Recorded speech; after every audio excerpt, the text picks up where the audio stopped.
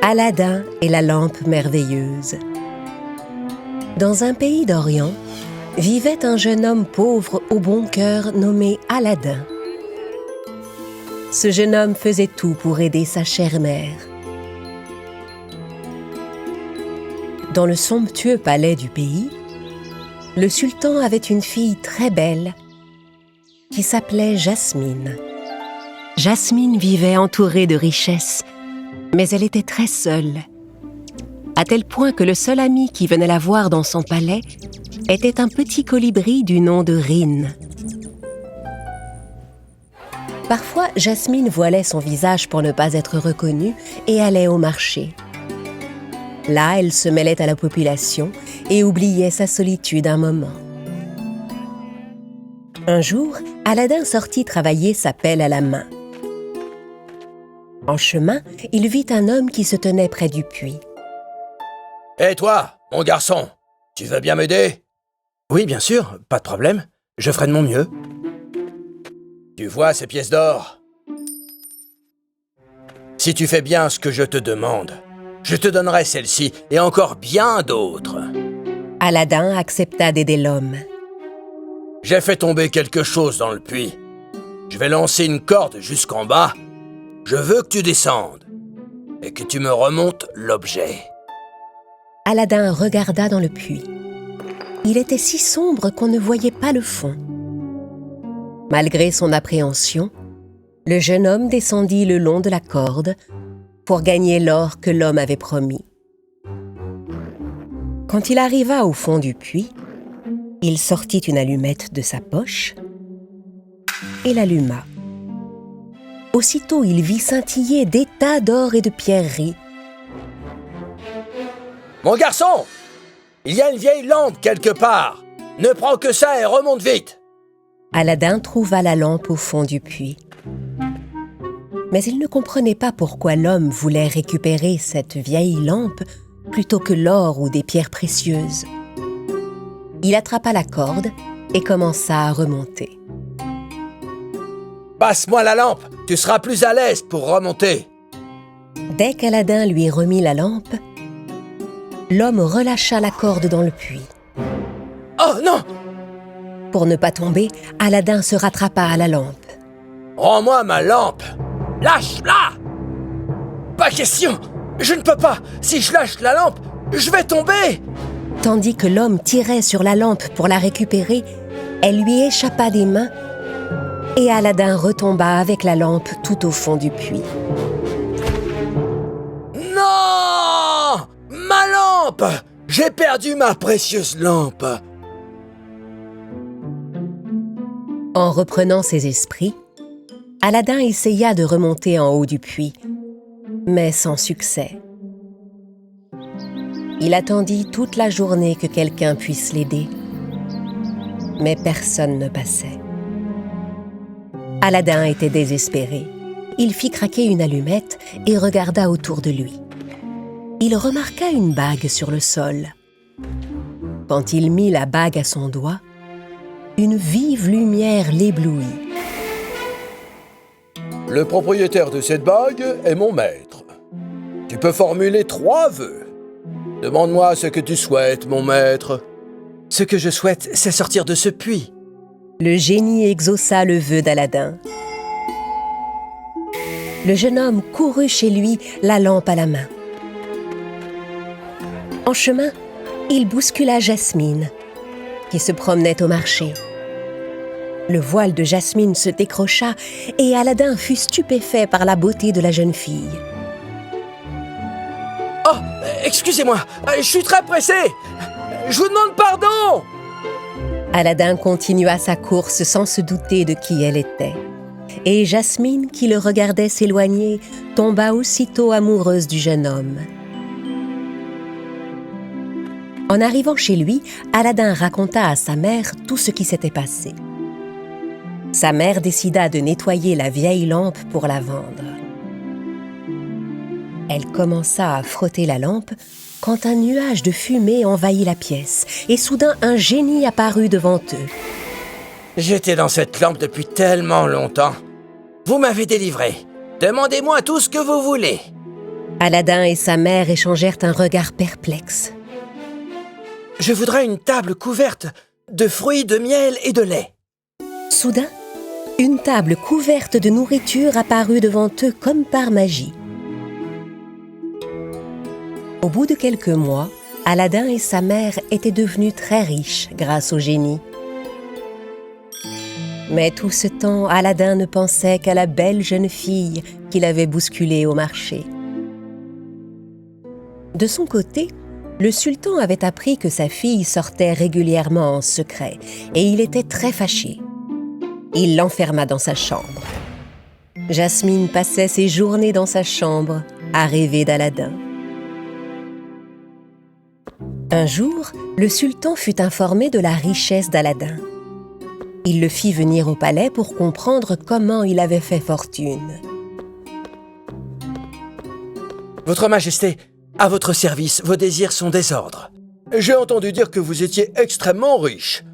Je vous demande de m'offrir un immense palais et 40 soldats portant des coffres remplis d'or. Et si vous êtes aussi riche qu'on le prétend. » En quittant le palais, Aladin croisa Jasmine et se rendit compte que cette belle princesse était la jeune fille qu'il avait bousculée au marché. Il rentra immédiatement chez lui pour retrouver le génie. « Tu as vu, Rin? C'était lui, le garçon que j'ai rencontré au marché. » Jasmine courut vers son père pour l'implorer. « Oh mon sultan, mon cher père, je suis amoureuse de ce jeune homme. Je voudrais l'épouser et passer ma vie auprès de lui. » « Attends encore un peu. Voyons d'abord s'il accède à mes demandes. » Aladin s'empressa de transmettre les vœux du sultan au génie. D'un claquement de doigts, le génie fit apparaître un immense palais et 40 soldats portant des coffres remplis d'or. « Merci beaucoup, génie. Si seulement je pouvais épouser Jasmine. » Le lendemain, Aladin arriva au palais avec ses 40 soldats. En voyant les soldats chargés d'or, le sultan fut très impressionné par la richesse du jeune homme. Et il donna à Aladin l'autorisation d'épouser sa fille. La semaine suivante, Aladin et Jasmine se marièrent en grande pompe. Un jour, alors qu'Aladin était sorti, un marchand se présenta au palais. « Je récupère vos vieux objets. Je vous débarrasse des vieilles choses. Donnez vos vieux objets !» En entendant cela, Jasmine jeta la vieille lampe par la fenêtre pour la donner au marchand. Mais ce marchand était le méchant homme qui avait abandonné Aladin dans le puits. Il récupéra la lampe, la frotta et demanda au génie de transporter le palais et la princesse très loin de là. Le génie obéit à ses ordres. À son retour, Aladin découvrit que le palais et la princesse avaient disparu. « Ma princesse et mon palais! Où sont-ils partis? Tout a disparu. » Aladin sortit la bague qu'il avait trouvée dans le puits. Quand il la mit à son doigt, tout s'illumina autour de lui et le génie de la bague apparut. « Quel est ton désir, mon maître? Il te reste encore 2 vœux à exaucer. » Aladin demanda à rejoindre Jasmine. Le génie frappa dans ses mains et Aladin se retrouva sur un tapis volant. « Ce tapis va te conduire à Jasmine, mon maître. » En effet, le tapis volant emmena Aladin jusqu'à son palais au milieu du désert. Le jeune homme descendit du tapis et entra discrètement. Il aperçut Jasmine qui servait le méchant homme. L'homme tenait la lampe sur ses genoux. Aladin remit la bague à son doigt et fit son dernier vœu. « Je veux que tu changes ce méchant homme en oiseau, génie. »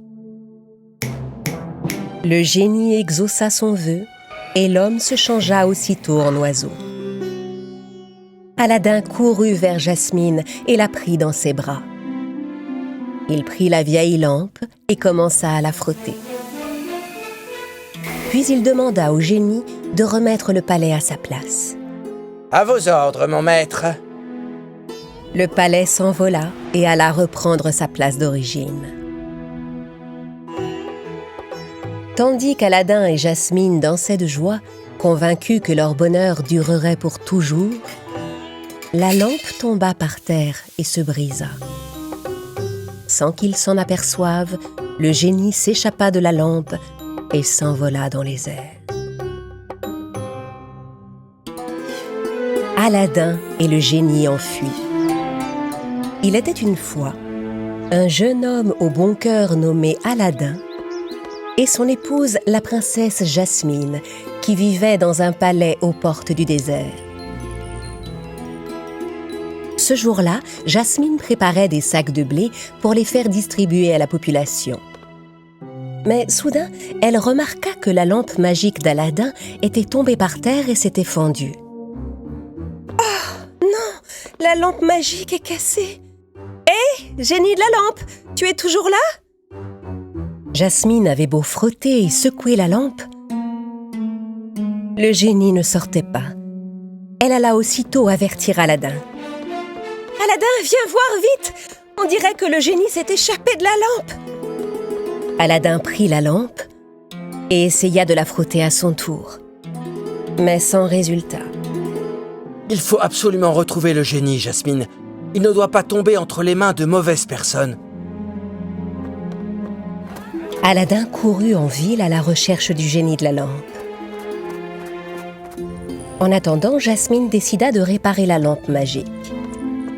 Elle rassembla tous les objets en or de la maison et les fit fondre dans une grande marmite. Puis elle appliqua le métal fondu sur la lampe pour colmater la fracture. Dans le désert vivait un sorcier nommé Aaron qui habitait une cabane de sable dont personne n'osait approcher. Les seuls qui frappaient à sa porte étaient les gens qui venaient offrir tous leurs bijoux à Aaron en échange de sa magie noire.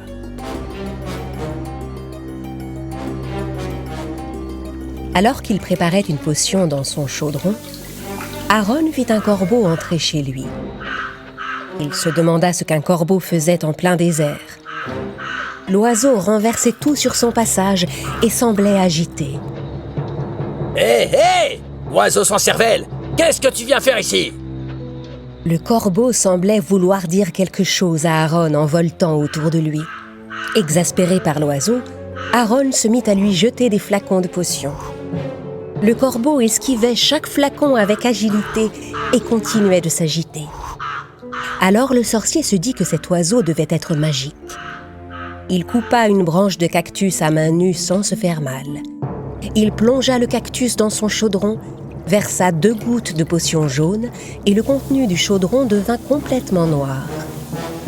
Eitige, andikie, farambekouye, kera, kera. Quand Aaron eut prononcé ces mots magiques, un nuage de fumée s'éleva du chaudron et alla chercher le corbeau. L'oiseau vint se poser au bord du chaudron et but une gorgée de liquide noir.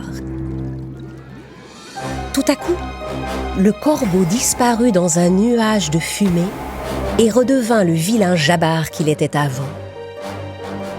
Hein? Ouhou! Le sortilège est enfin rompu! Je suis redevenu moi! Oui! En effet, le sort est rompu grâce à moi.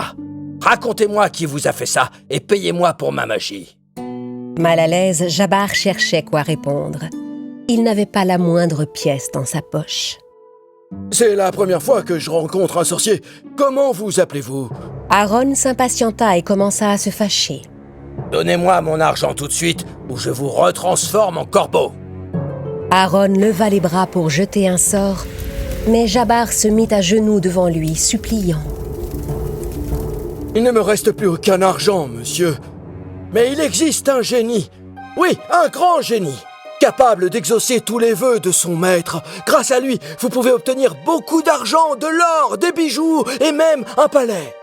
Jabbar raconta tout à Aaron sur la lampe magique d'Aladin. Le sorcier accepta le marché. Ils se mirent en route pour le palais d'Aladin afin de récupérer la lampe magique.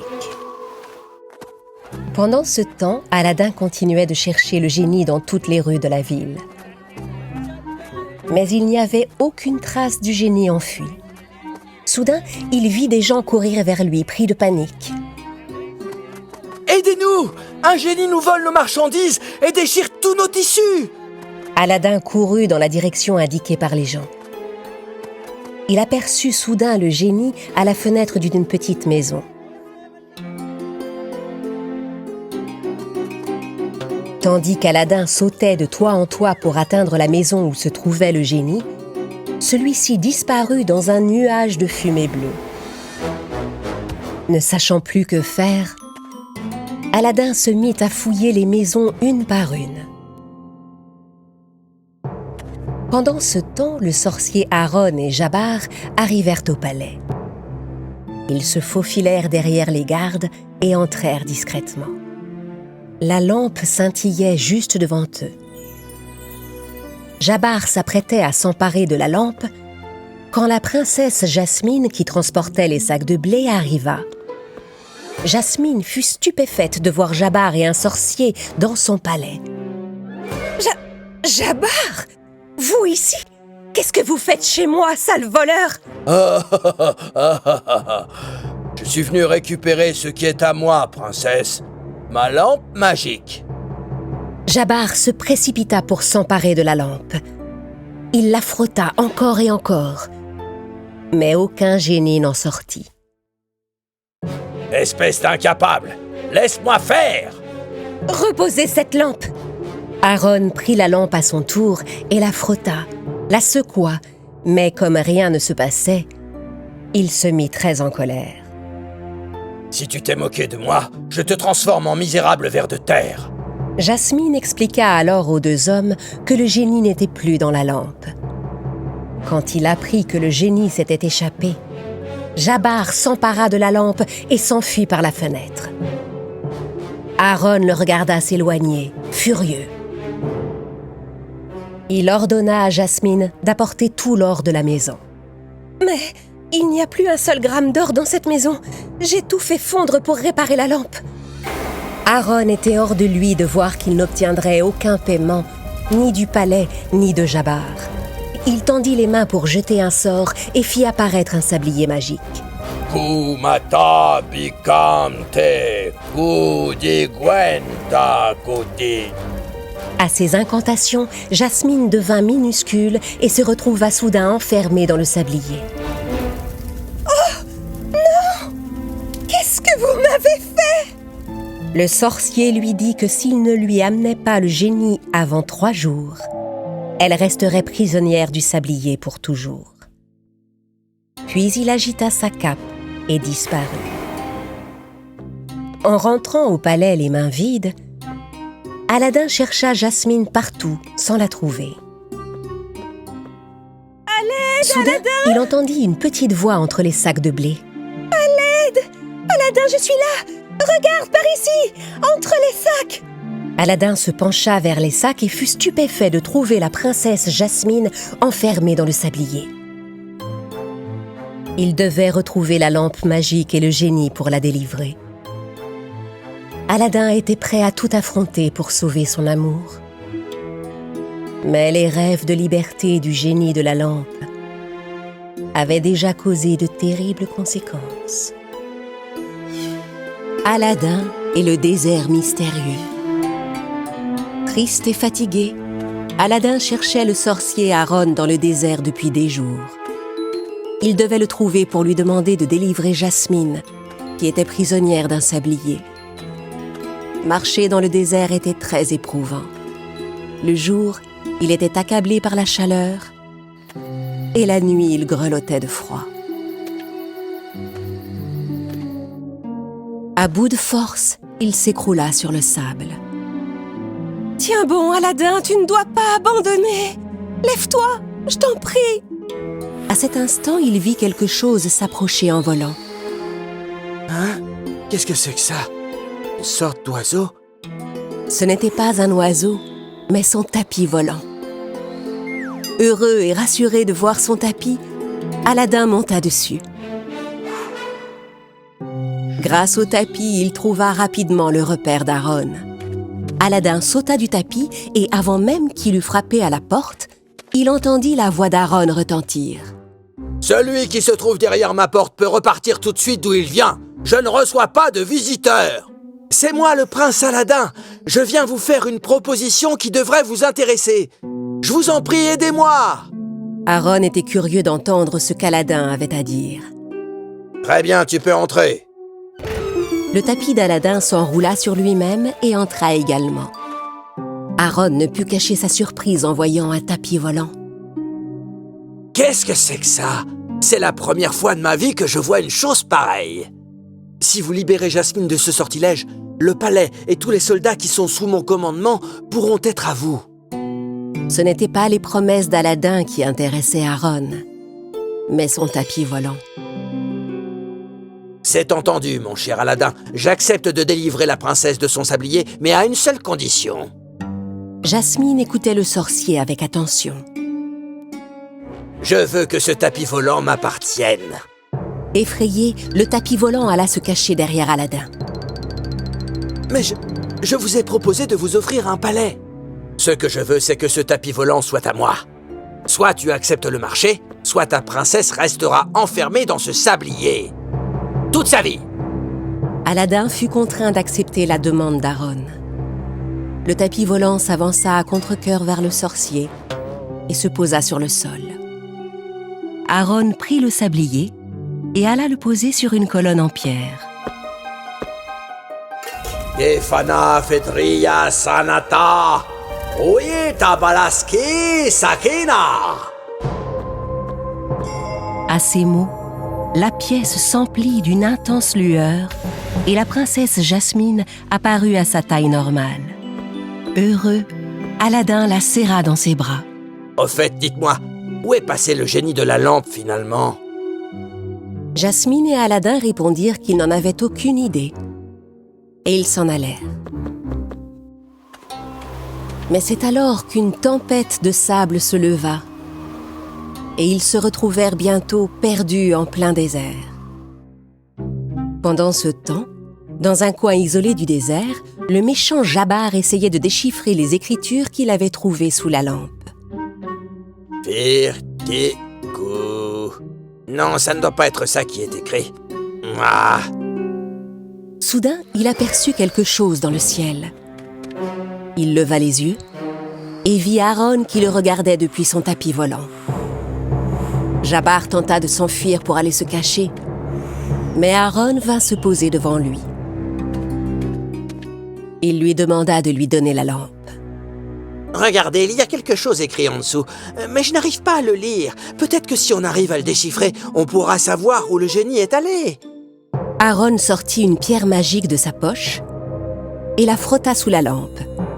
Aussitôt, l'inscription devint lisible. « Il n'a pas d'ailes et pourtant il vole. Il n'a pas de jambes et pourtant il court. Une porte secrète dans le désert réalisera son rêve pour toujours. Ça ressemble à une énigme. Le génie de la lampe, il rêve de devenir humain. » Bien vu, très fort. C'était vraiment compliqué à comprendre. Bravo, Jabbar. Va-t'en, imbécile. Aaron monta sur son tapis et s'en alla en emportant la lampe. Jasmine et Aladin, qui s'étaient perdus pendant la tempête de sable, arrivèrent devant une mystérieuse porte. La porte n'était pas verrouillée. Il suffisait de la pousser pour entrer. Oh! Qu'est-ce que c'est que cette grotte étrange? Quand la voix de Jasmine résonna dans la grotte, une lueur s'alluma en face d'eux. En s'approchant, ils virent que la lueur venait du génie, pâle et presque transparent, et dont seul le bout du doigt restait éclairé. « Génie, c'est ici que tu te cachais? Mais qu'est-ce qui t'arrive ?»« Je disparais peu à peu parce que je suis resté en dehors de ma lampe magique trop longtemps. Tu sais, Aladin, je voulais devenir un être humain. » Tandis qu'Aladin réfléchissait pour trouver une solution, il entendit la voix d'Aaron retentir à la porte. « Bon sang, pourquoi cette porte refuse de s'ouvrir ?» Aladin, Jasmine et le génie se cachèrent derrière une grosse pierre. Aaron lança un sort pour ouvrir la porte et entra. « Je sais que tu es ici, génie, je sens ta présence. » Aaron chercha partout. Comme il ne voyait le génie nulle part, il aspergea les murs de la grotte avec une potion magique. La potion révéla partout les traces de passage du génie. Allez, génie, montre-toi. Sors de là. Ton nouveau maître est venu te chercher. Et regarde ça, j'ai même apporté ta lampe. Quand le génie vit la lampe, il voulut se précipiter vers elle pour y retourner. Mais Aladin le mit en garde. Si on ne se débarrasse pas de lui, tu ne deviendras jamais humain, génie. Il fera de toi son esclave pour toujours. Alors le génie décida d'affronter Aaron avec ses dernières forces. Ah, te voilà. C'est très bien, génie. Allez, rentre dans la lampe maintenant. Le génie claqua des doigts et Aaron se retrouva piégé dans une cage de cristal. Hein? Mais qu'est-ce que c'est que ça? Aucun des sorts qu'il lançait ne parvenait à le délivrer. Je finirai par t'attraper un jour, génie. Oui, je te garantis que je t'attraperai. Les trois amis sortirent de la grotte. Débarrassé d'Aaron, le tapis volant vint se poser devant eux et les emmena avec lui. Malgré tous ses efforts, le génie ne parvenait pas à rentrer dans la lampe. « Qu'est-ce qui se passe, à ton avis, génie? Pourquoi la lampe ne veut pas te reprendre ?» Je pense que je dois d'abord retrouver toute ma puissance, ma princesse.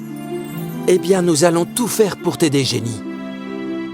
Le génie leur parla de 2 grosses pierres qui se trouvaient dans une rivière.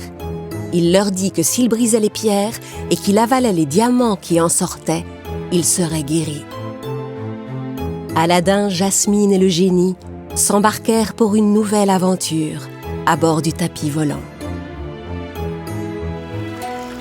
Ils ne savaient pas quelle terrible bête gardait les pierres et quel danger les attendait.